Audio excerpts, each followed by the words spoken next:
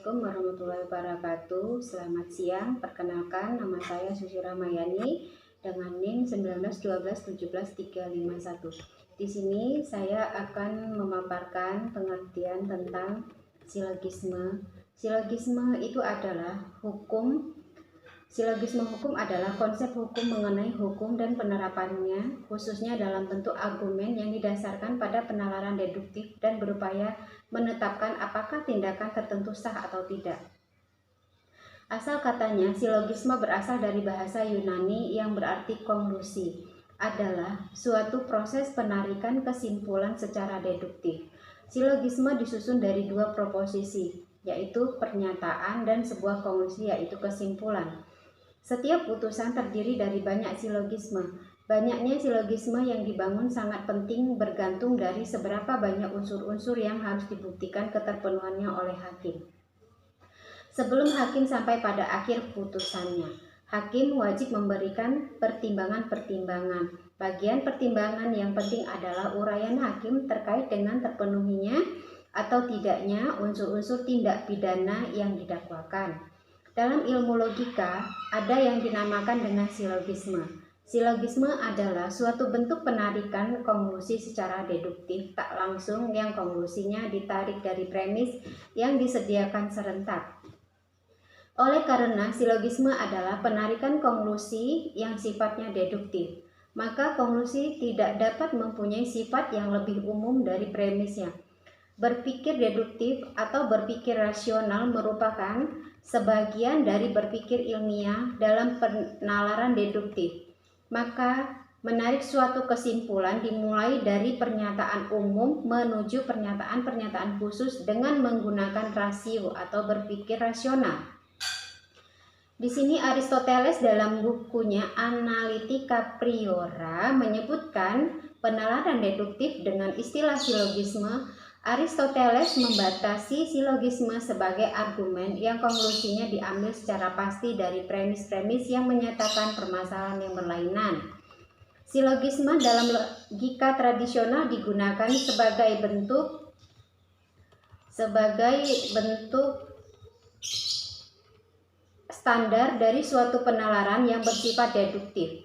Hanya saja deduksi tersebut yang dapat dikembalikan menjadi bentuk standar inilah yang dapat dibahas dalam logika tradisional. Silogisme itu terdiri atas 3 proposisi kategorik. 2 proposisi yang pertama berfungsi sebagai premis, sedangkan yang ketiga sebagai konklusi. Jumlah termnya ada 3, yaitu term subjek, term predikat, dan term medius. Pada term medius yang ada di atas, maka term medius tersebut dapat berperan sebagai penghubung antara premis mayor dengan premis minor di dalam menarik konklusi. Dan term medius itu tidak boleh muncul pada konklusi. Silogisme ini dapat dipakai sebagai salah satu cara untuk mengetahui sesuatu secara logika. Misalnya, semua manusia yang ada akan mati. Sally adalah manusia. Oleh karena itu Sally akan mati. Untuk menegaskan pernyataan pertama disebut premis mayor. Kita hanya membutuhkan keumuman dari pengalaman kita tentang kematian individu. Kita tidak pernah mempunyai pengalaman seorang yang tidak akan mati. Juga kita nyatakan bahwa semua manusia yang ada akan mati. Pernyataan kedua disebut premis minor.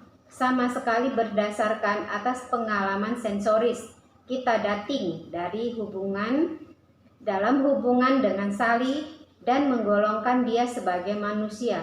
Kita tidak mempunyai kepercayaan pada indera kita. Selanjutnya, untuk mengetahui bahwa pernyataan ketiga atau disebut konklusi harus benar, logika mengatakan kepada kita tentang hal ini. Sepanjang 2 pernyataan pertama benar, pernyataan ketiga harus benar. Term manusia pada premis mayor dan premis minor berperan sebagai penghubung antara kedua premis tersebut untuk membentuk konklusi, dan term manusia tidak muncul dalam konklusi. Inilah dalam silogisme dikenal dengan istilah term medius atau term tengah. Term medius di samping sebagai penghubung kedua premis, dalam silogisme juga memiliki peran yang sangat vital, yaitu sebagai key ration dari konklusi yang ditarik. Term subjek pada konklusi diambil dari premis minor dan term predikatnya diambil dari premis mayor. Hal inilah yang merupakan inti dari silogisme.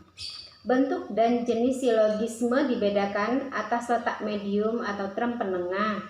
Dalam premis, silogisme kategorik adalah silogisme yang semua posisinya merupakan proposisi kategorik. Silogisme hipotetik adalah argumen yang premis mayornya berupa proposisi hipotetik, sedangkan premis minornya adalah proposisi kategorik. Silogisme disjungtif adalah silogisme di mana premis mayor maupun minornya, baik salah satu maupun keduanya, merupakan keputusan disjunktif. Silogisme konjungtif adalah silogisme yang premis mayornya berbentuk suatu proposisi konjungtif. Silogisme konjungtif hanya mempunyai sebuah corak, yakni akuilah salah satu bagian di premis minor dan tolaklah yang lain di kesimpulan. Contoh analogi hukum. Di sini saya akan memberikan contoh analogi hukum pada pasal 338 KUHP yang menyatakan barang siapa dengan sengaja merampas nyawa orang lain diancam karena pembunuhan dengan pidana penjara paling lama 15 tahun, termasuk kategori menghilangkan nyawa orang lain. Kita sebagai makhluk Tuhan, ciptaan Tuhan, meyakini bahwa hidup maupun mati manusia itu berada di tangan Tuhan. Jadi, apakah kita bisa menuduh seorang manusia membunuh manusia lainnya? Sedangkan itu sudah kehendak Tuhan. Mari kita uji di silogisme kategoris. Di premis mayor, hidup mati manusia di tangan Tuhan. Di premis minor, Rudi membunuh Budi. Keduanya merupakan manusia. Jadi kesimpulan, Rudi adalah Tuhan. Apakah Rudi adalah Tuhan? Karena di premis mayor kita sudah sepakat bahwa hidup dan mati manusia di tangan Tuhan. Jadi, apakah Rudi bisa dikenakan pasal pembunuhan sedangkan Rudi itu makhluk ciptaan Tuhan? Selanjutnya, fakta hukum yang terungkap di persidangan dan sesuai dengan keyakinan majelis hukum. Di sini saya akan memberikan sebuah contoh. Perampokan sadis juga pernah terjadi di Pulau Mas, Jakarta Timur, di mana para pelaku menyatroni rumah mewah milik Dodi Triyono yang merupakan seorang arsitek kaya raya. Pada tanggal 26 Desember 2016 silam, 4 orang komplotan perampok tersebut masuk ke rumah Dodi. Dari CCTV rumah terlihat para pelaku mengumpulkan semua penghuni rumah dan menggiring ke kamar mandi. Tak lama kemudian, Dodi yang baru datang juga dijebloskan dalam kamar mandi yang hanya berukuran 1,5 x 2 meter tersebut. Maka terkuncilah 11 orang dalam ruangan sempit itu. Kejadian perampokan tersebut baru tercium ke permukaan saat salah satu kerabat mengunjungi rumah Dodi keesokan harinya. Namun sayangnya dari 11 orang yang terkunci di kamar mandi, 6 orang ditemukan dalam keadaan tewas.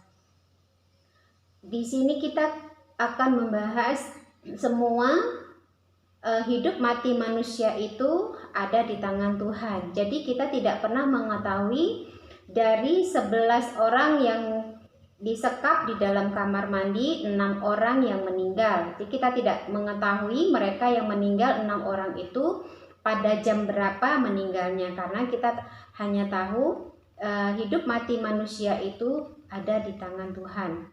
Kita tidak pernah mengetahui mereka berenam matinya pada pukul berapa. Di analisis norma, sasaran normanya semua orang, modus pelakunya, modus perilaku perampokan, objek normanya melawan hukum, menghilangkan nyawa orang lain dengan tidak sengaja, memiliki maksud dan tujuan mengambil barang yang bukan miliknya. Akhirnya, dengan memperhatikan adanya unsur tindak pidana yang dilakukan, maka hakim akan sampai pada kesimpulan bahwa perbuatan tersebut memenuhi tindak pidana menurut pasal 338 KUHP. Selanjutnya, hakim akan mengaitkan kesimpulan dengan kejadian tersebut, termasuk tindak pidana dengan hukuman 15 tahun penjara yang berdasarkan menghilangkan nyawa orang lain. Hanya ini yang dapat saya paparkan tentang silogisme hukum. Lebih dan kurangnya saya mohon maaf. Assalamualaikum warahmatullahi wabarakatuh.